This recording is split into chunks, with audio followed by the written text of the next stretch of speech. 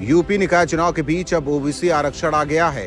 बीते दिनों हाईकोर्ट ने योगी सरकार को झटका देते हुए ओबीसी आरक्षण पर फिलहाल रोक लगा दी। इसके बाद योगी सरकार ने भी साफ कर दिया कि बिना ओबीसी आरक्षण के चुनाव नहीं होगा।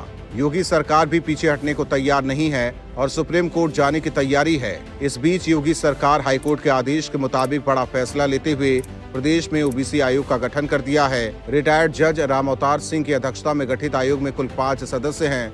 सरकार की ओर से इसे लेकर अधिसूचना जारी कर दी गई है। आयोग की रिपोर्ट के आधार पर ही यूपी के निकाय चुनाव में पिछड़ा वर्ग आरक्षण का निर्धारण होगा। ऐसे में अब सवाल ये उठ रहा है कि सरकार और कोर्ट के आदेश के बीच अब नगर निकाय चुनाव का क्या होगा।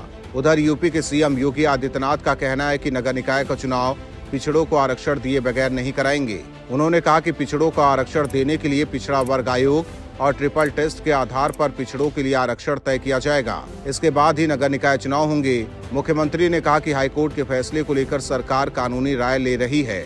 इसके बाद जरूरी हुआ तो सरकार सुप्रीम कोर्ट में भी अपील करेगी। अब सवाल ये उठ रहा है कि ये ट्रिपल टेस्ट फॉर्मूला है क्या, जिस पर पेच फंसा हुआ है। सुप्रीम कोर्ट ने विकास कृष्ण राव गौली की याचिका पर सुनवाई करते हुए ट्रिपल टेस्ट फॉर्मूले से नगर निकाय चुनाव कराने का आदेश दिया था। कोर्ट का ये आदेश सभी राज्यों को लागू करना था, लेकिन अब तक उत्तर प्रदेश समेत कई राज्यों में लागू नहीं हो सका है।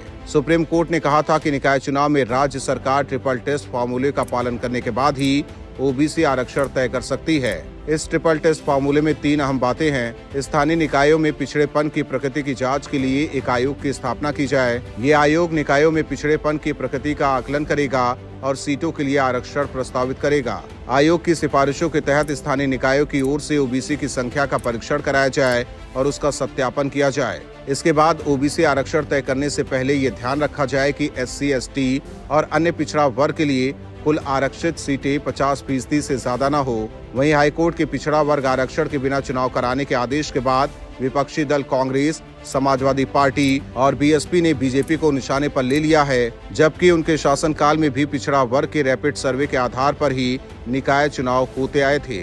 प्रदेश सरकार की ओर से पिछड़ा वर्ग आयोग का गठन करने के साथ ही ओबीसी आरक्षण को लेकर प्रदेश में शुरू हुआ सियासी घमासान थम सकता है, लेकिन चुनाव कब होगा ये कहना मुश्किल है।